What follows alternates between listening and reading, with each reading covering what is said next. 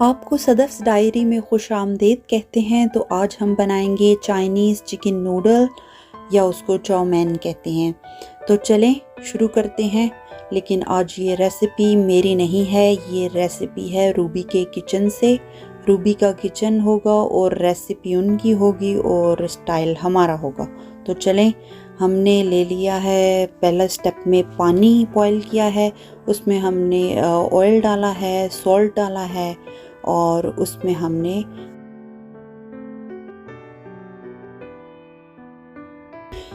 نے نوڈلز ڈال دیے ہیں اور ان نوڈلز کے پیک کے اوپر 5 منٹس بوائلنگ ٹائم لکھا ہوا ہے، لیکن ہم اس کو 3 منٹس اینڈ 30 سیکنڈ کے لیے بوائل کریں گے۔ تو چلیں جی، ہم اپنے نیکسٹ سٹیپ کی طرف چلتے ہیں۔ تو اس سٹیپ میں ہم نے بنانا ہے 5 اسٹار چائنیز مسالہ، جس میں ہم نے یہ انگریڈینٹس استعمال کرنے ہیں اور ان کو ہم نے پیس لینا ہے، اور اس کے بعد ہم نے اس کو تھرڈ سٹیپ میں یوز کرنا ہے۔ جی، ہم نے چکن میرینیٹ کرنے کے لیے اس کو یوز کرنا ہے۔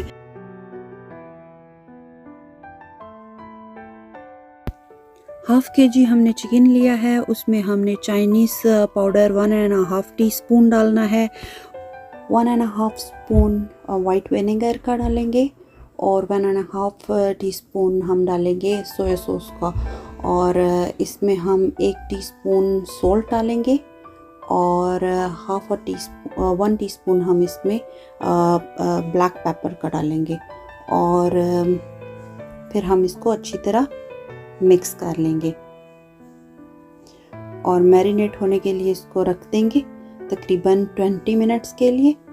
اور جب تک یہ میرینیٹ ہوگا اس کے بعد ہم اس کو فرائی کریں گے۔ 20 منٹس کے بعد ہم نے اس کو پین میں تقریباً 2 ٹیبل سپون آئل لینا ہے اور اس کو ہم نے فرائی کرنا ہے، پر ہم نے اس کو اوور کوک نہیں کرنا ہے، ہم نے اس کو 3 اور 4 منٹس کے لیے فرائی کرنا ہے، جہاں تک کہ یہ ٹینڈر ہو جائے۔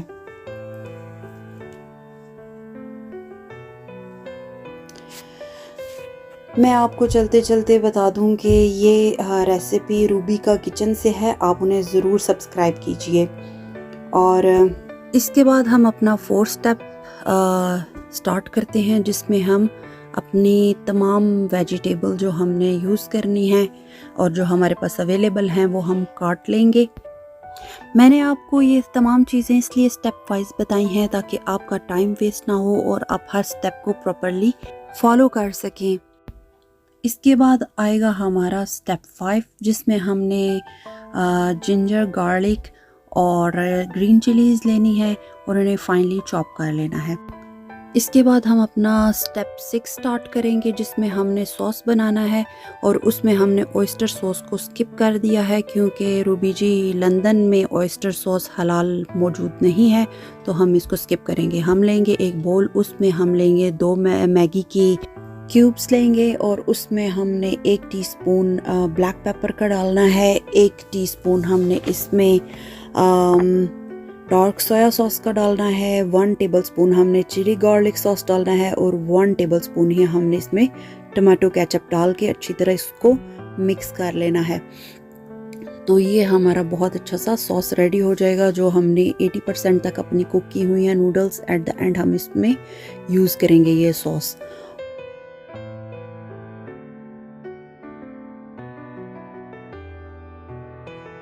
اب جب سب کچھ ریڈی ہو گیا ہے تو ہم اس کو فائنل ٹچ دیں گے، اور وہ یہ ہوگا کہ ہم نے گارلک، جنجر اور جو گرین چلیز لی ہیں چاپڈ، ان کو ایک پین میں ڈالیں گے، آئل میں ڈالیں گے اور انہیں 30 سیکنڈ کے لیے کوک کریں گے۔ ہم انہیں زیادہ نہیں بھونیں گے، اور اس کے بعد ہم نے اس میں اپنی تمام ویجیٹیبل ڈال لینی ہے، اور اس کے بعد ہم نے اس میں چکن بھی ڈال دینا ہے، اور ویجیٹیبل بھی ہم نے 3 منٹ سے زیادہ کے لیے کوک نہیں کرنی، ہم نے ان کو کرنچی رکھنا ہے۔ کلرفل ویجیٹیبلز بہت ہی خوبصورت نظر آ رہی ہیں، لگتا ہے قدرت نے کھانوں میں رنگ بھر دیے ہیں، اور وہ سارے رنگ میرے پین میں آ گئے ہیں، بہت ہی خوبصورت نظر آ رہے ہیں۔ باقی جو ہماری ویجیٹیبل تھیں وہ بھی اس میں ڈال دیں گے، لیکن ہم اس میں گرین انین نہیں ڈالیں گے، وہ ایٹ دا اینڈ ڈالیں گے۔ اب ہم اس کو اچھی طرح مکس کر لیں گے۔ مجھے لگ رہا ہے میرا پین چھوٹا پڑ گیا ہے، مجھے لگتا ہے اس کو چینج کر دینا چاہیے ایک بڑے پاٹ کے ساتھ، تو میں اپنا پاٹ چینج کرنے لگی ہوں۔ جی میں نے پاٹ چینج کر لیا ہے اور ویجیٹیبل ریڈی ہو گئی ہیں۔ اب ہم اس میں اپنی نوڈلز ایڈ کریں گے۔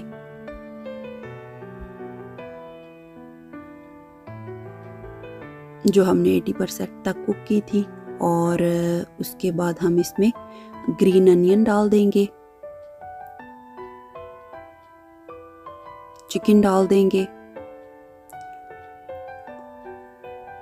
اور اس کو بھی اچھی طرح مکس کر لیں گے۔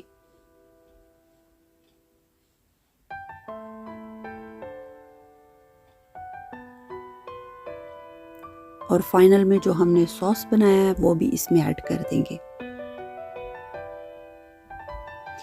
اور جب وہ سوس بالکل ابزارو ہو جائے گا، اس کے اندر رچ بس جائے گا اور اس کا نام و نشان نہیں بچے گا، وہ بالکل اس کے اندر سما جائے گا، تو نوڈلز بالکل ریڈی ہو جائیں گی۔ اور اینڈ میں ہم نے اس میں تل کا تیل یا سیسمی آئل ڈالنا ہے 1 ٹی سپون، اور جس سے اس کے ٹیسٹ کو 4 چاند لگ جائیں گے اور بہت دوبالا ہو جائے گا۔ تو پراپر چائنیز بالکل ریڈی ہے اور بڑی اتھینٹک ریسیپی ہے روبی جی کی۔ تو اس کے ساتھ ہی مجھے دیجیے اجازت، دعاؤں میں یاد رکھیے اور میرا چینل سبسکرائب کرنا ہرگز نہ بھولیے۔ پھر کسی اچھے پروگرام میں آپ کی خدمت میں حاضر ہوں گی، تب تک کے لیے اللہ نگہبان۔